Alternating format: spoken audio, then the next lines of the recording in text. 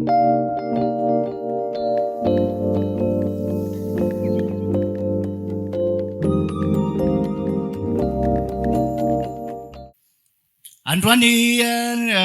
ny tenin'Andriamanitra ifampaherezantsika androany dia momba ny atao hoe arena. Momba n'inona hoe? Alleluia. Kokoa manokana aloha any arena n'Antsirabe fa misy arena zay any Antsirabe any. Ato amin'ny Matio Matio 9 no iangatsika. Matio 9 dia ny andininy 7:20 ka hatramin'ny andininy 1:20.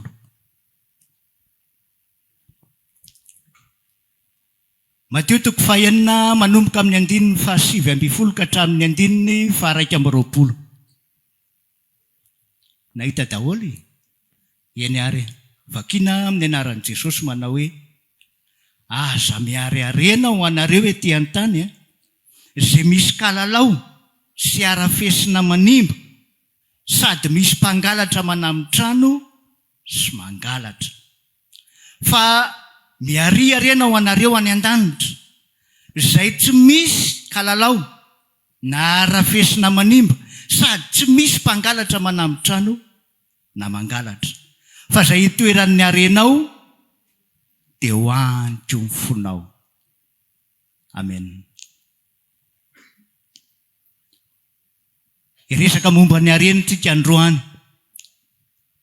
Tsy hampianatra anao fandraharahana eto androany, fa hampianatra anao kosa ny amin'ny sitrapon'Andriamanitra, ny amin'ny atao hoe harena.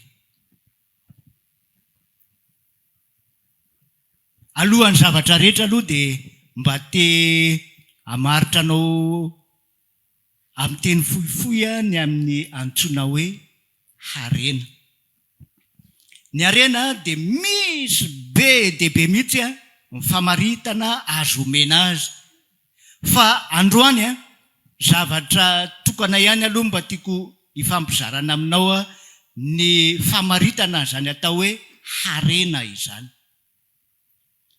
Ny harena dia zavatra sarobidy, lafo vidy, nangonina dia napetraka any ny fo dia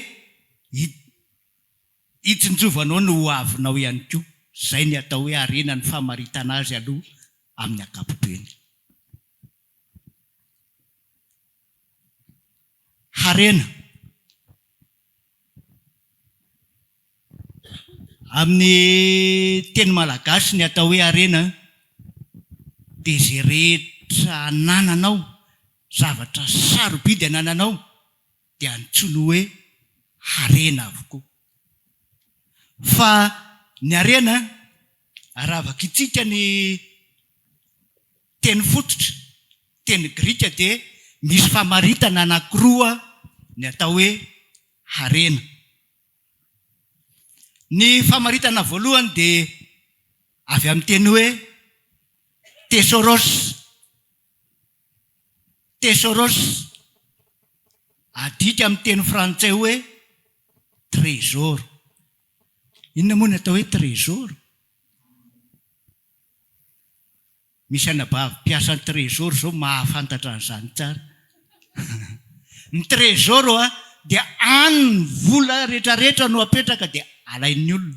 Ny trésor zany dia toerana anankiray fametrahana harena sarobidy.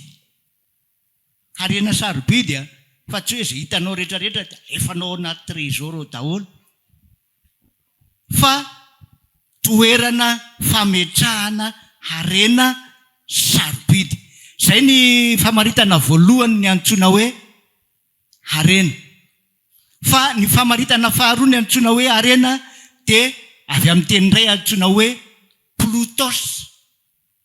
Plutos.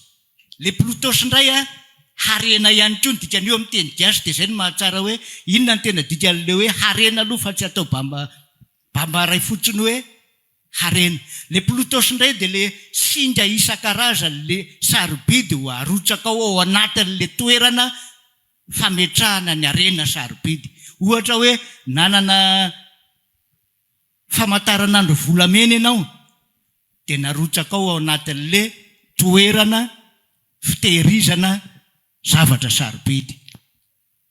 Dia avy eo indray ianao nanana kavina volamena dia narotsaka ao ihany koa iny ao anatin'le toerana izay fitehirizana zavatra sarobidy. Ary izay sarobidy ihany no arotsaka ao, fa tsy izay zavatra rehetrarehetra dia ho arotsaka ao daholo. Eto Andriamanitra dia milaza amintsika ozy izy ny hoe aza mba miary harena ho anareo eto ambonin'ny tany. Eto an-tany ozy izy, fa ny harena eto an-tany izay angoninareo eto ozy izy dia misy kalalao, dia misy arafesina manimba mihinana ny harena. Raha vo harena eto ambonin'ny tany no angoninao dia misy an'izay mihinana ao. Misy ozy izy kalalao sy arafesina manimba. Eto dia mbola misy filazana anankiray ihany koa le hoe manimba. Ny dikan'le hoe manimba amin'ny teny fototra ihany koa dia hoe ny harena eto ambonin'ny tany zany izay angoninao ao anatin'le fitoeran'ny zava-tsarobidy ka zavatra eto ambonin'ny tany nangoninao ao dia misy maka tsy hita masonao io. Afany izao ny filazany amin'izay amin'ny verba grika. Esoriny ataony tsy hita masonao io. Zany hoe raha vo miezaka ianao manangona harena eto ambonin'ny tany dia misy maka io. Ary izay ny tenenin'Andriamanitra mafy eto hoe aza miary harena. Aza miary harena ho anareo ety an-tany izay misy kalalao sy arafesina manimba. Nefa ny andro tokony mpiainan'ny olona ny akabeazany dia miary harena foana ho an'le harena eto ambonin'ny tany. Ozy ny salamo zay rehefa miteny azy hoe misy olona dia tena mifo maraina dia tena mifo maraina izy dia alina be indray izy vao matory. Manao inona? Manangona an'le harena ho apetraka ao anatin'le fitoeraka harena le misy kalalao sy arafesina manimba. Dia gaga izy fa toa miasa foana izy dia manangom-bola foana izy dia rehefa avy eo nefa nakay aby le vola tao. Nisy nanimbako, nisy kalalao, nisy arafesina nanimba tao. Fa ngary tsy nitatanina ho arak'izay tokony ho izy le zavatra tao ny tolany sahady. Tsy le fitantanana ny tsy nety na ny fandaninany ny eo papana, fa le harena dia harena misy maka. Ity volo ty roa alina fa izy ty raha vao banka dia tsy hitanao tsony zay alehany. Sady izay ny resahany olona. Toa tsy hitanao vetivety eo zay alehany fa zavatra le roa alina raha vao banka kely fotsiny dia zay tsy hitanao tsony zay alehany. Menaka kasite anankiray dia vita. Satria misy kalalao ao manimba. Ary ny harena eto ambonin'ny tany dia efa hitan'Andriamanitra io harena eto ambonin'ny tany io fa tsy mety sady tsy maharitra ho azy zanak'olombelona. Harena izay angonina eto ambonin'ny tany dia tsy maharitra miovaova. Ary izany ny antony nitenenan'Andriamanitra tamin'ny mpanompony hoe teneno ny mpanan-karena mba tsy hatokony amin'ny harena miovaova. Androany izy manan-karena fa atao apitso tsy hitandrainy nalehany. Tsy hoe raha le akory ny robaroba tao. Fa le izy mihitsy izay ny toetra le harena eto ambonin'ny tany. Tsy maharitra mandalo, tsy azo ametrahana ny fiainana, tsy azo apetraka ny fo. Dia Zany indrindra ny antony tenen'Andriamanitra hoe aza mba miariarena ho anareo eto ambonin'ny tany. Zay misy kalalao arafesina manimba, mpangalatra manambitrano. Ny tena raharabe dia ny olona mandany ny androm-piainana, manangona arena, mandritry ny androm-piainana 70 taona izy teto ambonin'ny tany. 20 izy mbola teo anatrehan'ny ray aman-dreniny, fa ataoko hoe 30 taona izy nanambady amin'izay, dia nanomboka ny ariarena 70 taona izy nanangona arena isan'andro.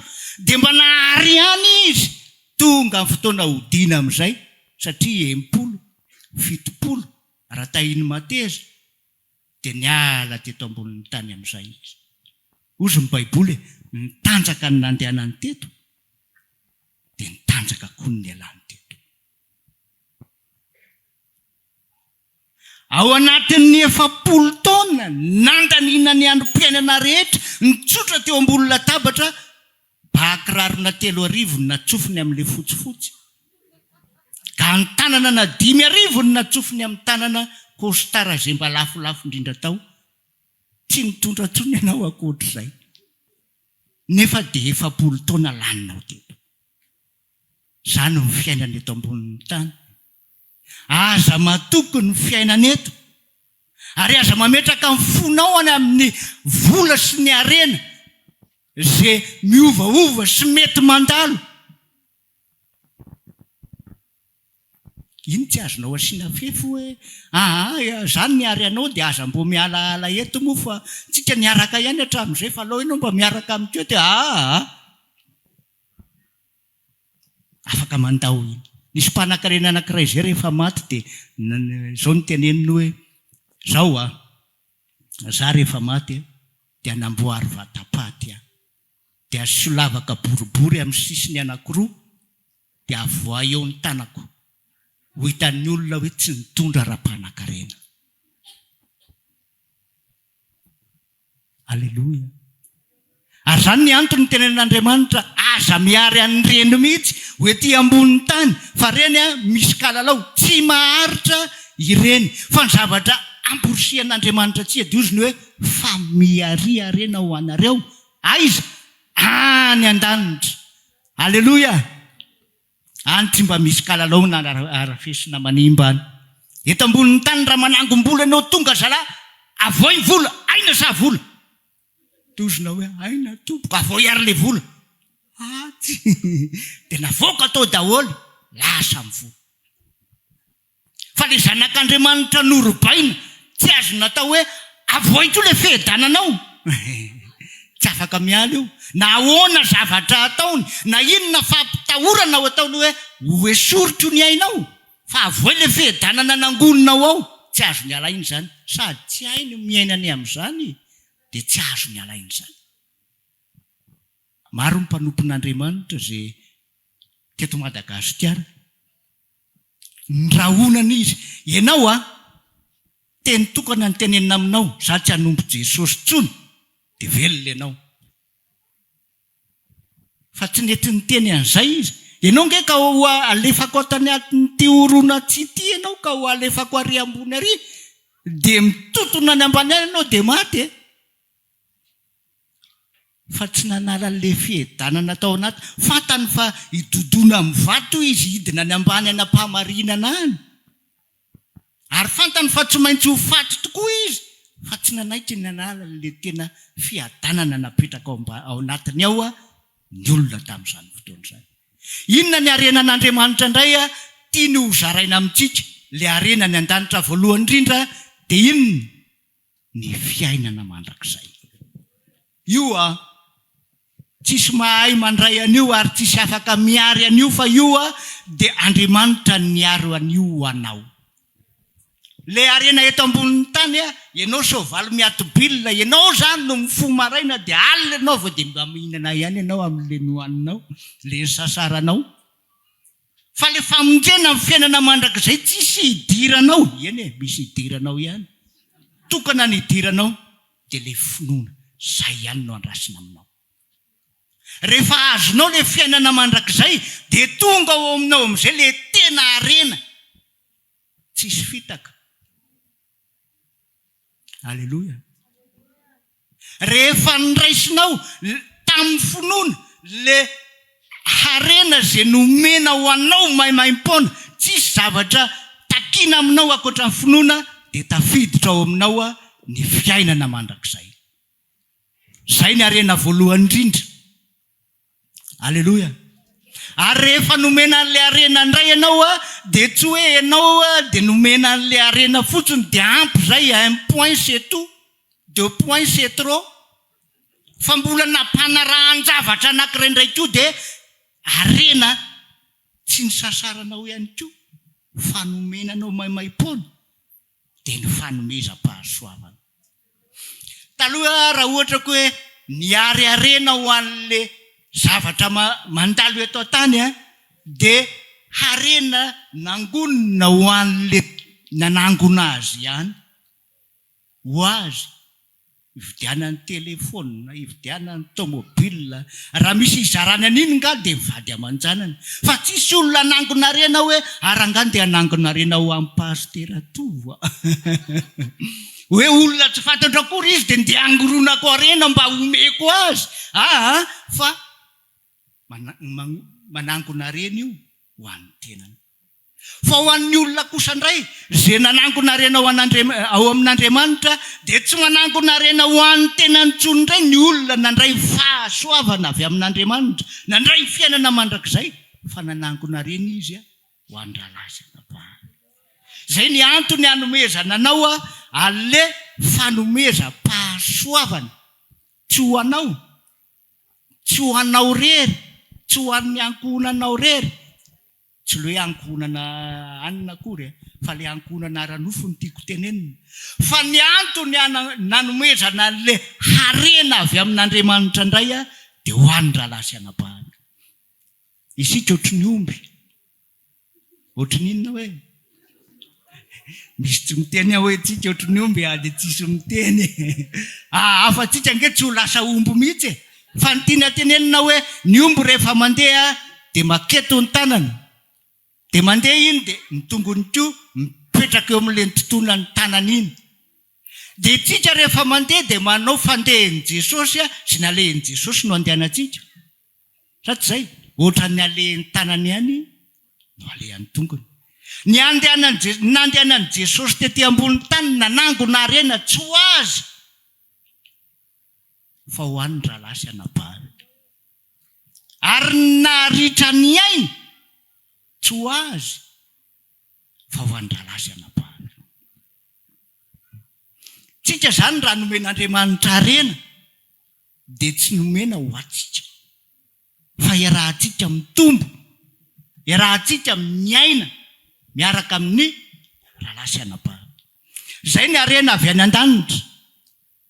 Ary zay tsy misy kalalao afaka mihinana an'izany mihitsy, ary tsisy mpangalatra na hanamin-trano azy izy tsy azo an'izany mihitsy. Tsy hitany alainy izany satria tsy hainy hiainana izany, satria ho an'izay voatokana nomena an'izany ihany no afaka miainany amin'izany. Aleloia. Sika rahalahy sy anabavy raha manangona harena, tsy manangona harena mora lasa, tsy manangona harena mora simba, fa manangona harena maharitra mandrakizay. Inona io harena maharitra mandrakizay io? Fanahy izy io. Fanahin'ny olona zay novonjena tamin'ny alalan'ny zavatra nataonao izy io. Fa monjena Jesosy ny namonjy fa ianao ny rahany mba hahatonga ny olona handray an'io famonjena io ihany koa. Aleloia. Io zany rehefa tonga ny fotoana nangonina ao anatin'le trésor, le fanangona mbokatra, dia rehefa tonga ny fotoana anankiray dia atsoina amin'izay ianao. Rahalahy Bernard, eny toko, aiza ny harenanao? Reto ary tompoko. Dia inona ny atao? Asiana afo aloha. aiza le arenanao voalohany ty tompoko. Halleloia, voaka volamena le zavatra. Halleloia, arenananao anankiray aloha iny eto na de anankiray azy iny mahafaly le manaraka raha Bernard ty indray. Mba tsy nitovy amin'ilay teo aloha fa mbola voaka izy ihany, vola fotsiny ray iny atindray. Halleloia. Ary manaraka indray iny levo natao, iny ngamba le nataoko indray andro le nataoko kototo natao foana le zavatra mahitao le zavatra harena angoninao ho anao ihany io anaparany sady boninahitra ho anao io. Rehefa tsy anangona ianao na nanangona amin'ny kototo fotsiny ianao, pingodi kely ny eto zay iny ianao zany. Fa raha mba nanangona ihany ianao ary tena nanangona tamin'ny fonao, misy ohatran'ny voninkazo kely anak'izay eto. Tsy le ohatran'le nanaovanao ny ray andro amin'le sary iny akory. Fa tena volamena. Raha lasa anabavy voafetra ny andro iainantsika eto, mandalo izao tontolo izao sy ny filany, fa zay manao ny sitrapon'Andriamanitra no maharitra mandrakizay. Firy taona zay ianao no nanompo an'Andriamanitra? Mba efa nanangona arena ve ianao? Mba efa nandrotsaka ve ianao? Sa faly fotsiny fa novonjen'Andriamanitra dia halleloia. Dia fo maraina ianao dia halleloia. Dia mahatsiarotsiaro kely ianao ny atandro dia halleloia. Dia atory ianao dia misaotra indray ny amin'ity androandroany ity. Amen. Sa ve tena ao anaty fonao ihany tokoa le hoe misy olona maro nge ihany, misy maro ao an-tsaha mitaraina ka entony jiro mba akaotsy mba misy atoandro na maraina fa le ary tahaka ny amorona koralina ihany tsika. Ao anatin'izay fotoan'izay tokoa ve tena efa niady mafy ianao naritra ny ain'i Jesosy dia no anao soa. Raha ihany Paoly apôstôly raha andeha hitory filazany tsara ho an'ny Roma dia nisy anabavy izay naka amin'ny fehikibony. Zao ny anaovan'ny olona ny Romanao ry Paoly. Dia noho ny any anatin'ny fo dia nangorakoraka fon'ny olona, Paoly aza mbola makany aloha ianao, anay mbola te hiaraka aminao, anay mbola te hitanao. Ianao nge ka ho vonoan'ny olona any ho famina ninona amin'ny trango eo. Fozy Paoly, nareo moa aza mampangorangoraka amin'ny foko. Fa za tsy maninona na dia ho faty ho an'i Jerosalema aza, ary izy tsy nakamaminy ainy tahaka ny diana lehan'i Jesosy, fa rehefa zay no amokarako an'i Roma, zavonina ny ho any. Ianao hoe mbo vonona? Tena amenina? Ary misy tsy miteny amenina ny ao. Nga ianao matahotra ny fatorana fehikibo. Fa ny aina nge an'Andriamanitra. Ka rehefa izy alonina niraka anao hoe ndany dia mandehana. Fa tsisy afaka haka n'io ainao io raha tsy tapitra fa ny asa zay efa napetraka Andriamanitra aminao.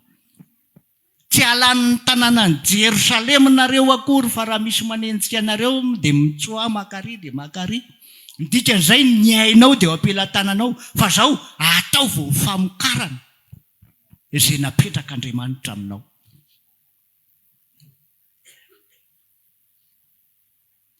Nomeny talenta ray ianao harena anankiray dia ampiasao izay e. Nomeny talenta 2 dia ampiasao koa le anankiroa. Nomeny 10 dia ampiasao koa le 10. Fa araka ny fahaizanao sy ny fahafahanao manao an'iny a nanomezany anao. Ahafahanao manangona harena. Lesona tsoahantsika androany zany dia fahafahana manangona harena. Efa nanangona harena tsika tamin'ny 7 volana Jona. Fa tsy ampy. Tsy hoe efa nahavita fanangonana harena indray mandeha dia izay. Sa efa nisy nanao an'izany? Hoe nanangona dia nanangona 3 andro izy dia zahay tsara nanangona intsony. Fa raha mbola misy koa maraina dia mbola mivoy ihany izy andeha hanangona. Misaotra ny tompontsika fa mbola mitoy ny fahafahana mitory filazantsara. Ary mbola omena tombon'andro ianao. Ary raha natory ianao taloha dia mitsangana. Mihazava amin'izay fefa tonga fahazavanao. Alleluia. Raha nijerijery fotsiny ianao hatrizay dia alaivo izay anjaranao amin'izay manomboka izao. Andeha amin'izay koa haka sy hanangona ny harena izay tokony ho anahy. Any nge misy harena tokony amin'ny alalanao no azo e. Fa tsy azo mihitsy ilay harena. Satria ianao mbola tsy nentina andeha fa ianao andeha amin'izay. Alleluia. Dia ahoana ary ny ataonao alohan'ny hanangonan-karena amin'izay. Tsy ilay harena eto amin'izao tontolo izao aloha hoe angoro-karena. Fa angoro-karena ao amin'Andriamanitra amin'izay ianao.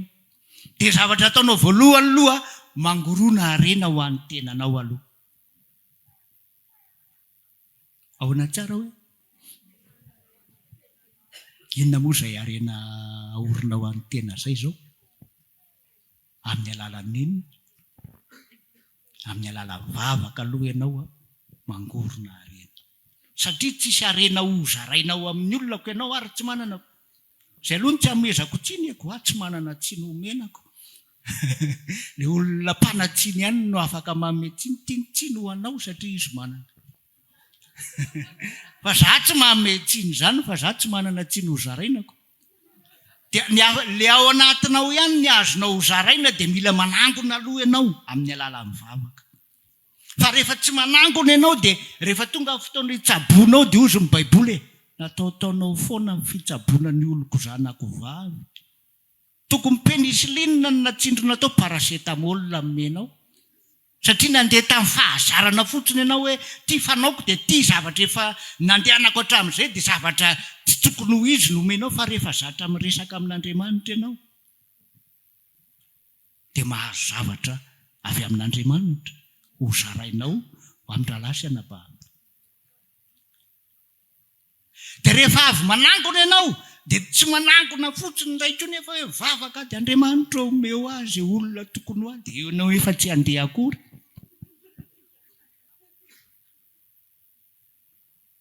Tratry ny obezité ao ianao. Matavy fotsiny ao ianao satria tsy navoakanao ilay harena no tokony ho zaraina amin'ny olona. Dia inona moa izany ny antony angatahana tokoa raha tsy handeha? Misy fetsifetsy any izy Andriamanitra andefaso olona hitoriako ho tonga eto an-tranoko eto. Le olona indray hono no anaton'azy fa tsy izy no anaton'an'ilay olona. Fa matoa ianao manangona dia andehananao iny rehefa avy eo mandehana amin'izay dia mitorivo filazantsara amin'ny olombelona rehetra. Zavatra omenanao ahafahanao mandeha fa tsy hijanonanao eo amin'ny toerana anankiray. Alleluia. Androany tsika dia misaotra ny tompo nomeny fotoana rehefa vita ny toritena dia nomeny fotoana tsika hivavaka. Dia manomboka eo ianao dia mangorona amin'izay le zavatra tokony ho aorinao ao amin'Andriamanitra. Alleluia. Eny ary, inona ny lesona antsoatsika androany? Asiana examen moa izy ity. Hoe raiso feia dia sorato ary. Inona zany ary ny zavatra voatsokanao androany? Ao hoe mba misy miteny. Ary sao dia ny ainy fotsiny ary reto olona reto.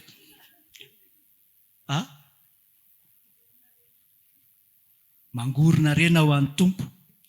Dia ahoana ilay fangoroana-ka rena?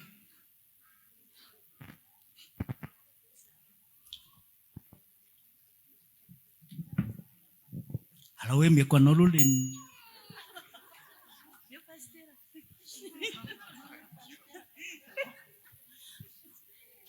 mangorona rena ao amin'ny tompo, mangorona rena ao amin'Andriamanitra fa tsy rena amin'izao tontolo izao. Aleluia. dia alohan'ny angoronana ilay harena aloha dia inona ny tokony atao? Vavaka.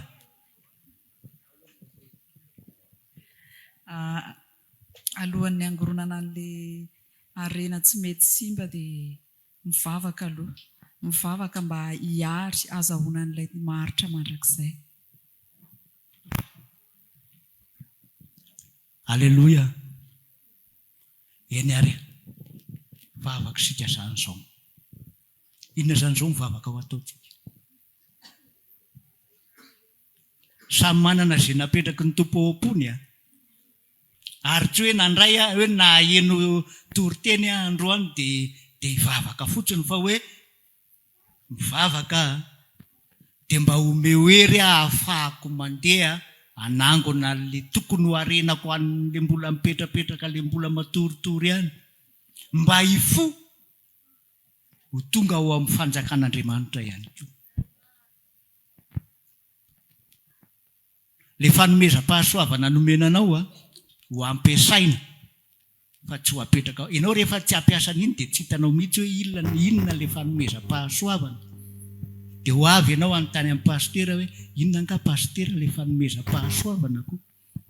Fa ianao momena azy koa. Dia ianao zany no tokony mahafantatra azy. Amin'ny alalan'inona? Amin'ny alalan'ny fandehananao. Raha tsy nandeha moa ianao, ahoana moa ny ahafantaranao hoe nametra tanana tamin'ny marary dia sitrana izy? Ko rehefa tsy handeha ary ianao dia ahoana ny ahafantarany sitrahany iny aminao? Tsy possible. Ahoana ny ahafantaranao hoe manana an'ilay teny fahalalana ianao izay nomen'Andriamanitra anao? Raha tsy nandeha ianao dia ozy izy ilay olona hoe dia alotra mivakinao mihitsy any ty apoko aty izany. Fa ahoana ny ahafantaranao an'izany? Dia rehefa tsy handeha ianao dia tsy ho fantatra ao mihitsy fa jerijerenao amin'ny endriny fotsiny ilay olona. Ary ngamba malahelo ry olona ry. Ohatran'izao ny tarehany. Nefa ilay olona faly ery ny tarehany. Fa rehefa resahanao izy dia izy mitantara ny alahelony aminao amin'izay. Kay tsy araky ny tarehany ilay tao anatin'ny fony. Satria ilay fanomezam-pahasoavana tsy nampiasainao tsinona koa. Tsy nentinao nandeha hanaovana ny asan'Andriamanitra dia tsy hitanao hoe aiza tokoa ilay izy. Fa raha tianao ny ho lehilahy lehibe amin'ny fanompona an'Andriamanitra, raha tianao ny ho vehivavy lehibe amin'ny fanompona an'Andriamanitra, dia aza mijanona eo amin'ny toerana misy anao. Ohatr'izany Jonay. Loza matoritory ary amin'ny farany sambo ary fotsiny fa foazan'ny olona. Inona ny atorianao eto? Mitsangana ianao dia atsoiny Andriamanitra ao. Ianao koa mitsangana dia atsoiny Andriamanitra ao. Aleluia. Vavaka ary tsika hitsangana. Dia tantarao amin'Andriamanitra, ataovy Andriamanitra noana. Ao Jesosy mangetaheta mangataka rano aminao. Dia tena mangetaheta tokoa hoe le rano avy any aminao mba ahafahako mandeha hamory harena. Dia tantarao amin'ny fonao. Ary tena ataovy zavatra mavesatra ao anatin'ny fonao ny andeha anatanteraka, satria izany ny afatra napetraka Jesosy ho amin'ny mpianatra hoe mandehana dia mety ho ry ny filazany tsara amin'ny olombelona rehetra. Teneno izy raha mbola menamenatra ianao ny tsangana andeha tory azany filazany tsara an'Andriamanitra izany, dia teneno izy. Mangata ihany koa hery avy amin'ny ahafahanao mandray ny fitariany sy ny fahalorantsaina rehetra avy amin'ny alalan'ny fifandraisanao aminy.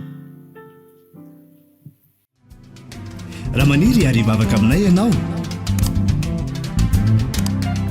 dia tongava ary isaky ny alahady amin'ny 7 ora sasany, ny talata amin'ny 12 ora sasany, ny alarobia amin'ny 12 ora, eny Antsahamanitra 100 metatra ambany fijerena fety, trano Gribege amin'ny ankavian-dalana. Tongava soto.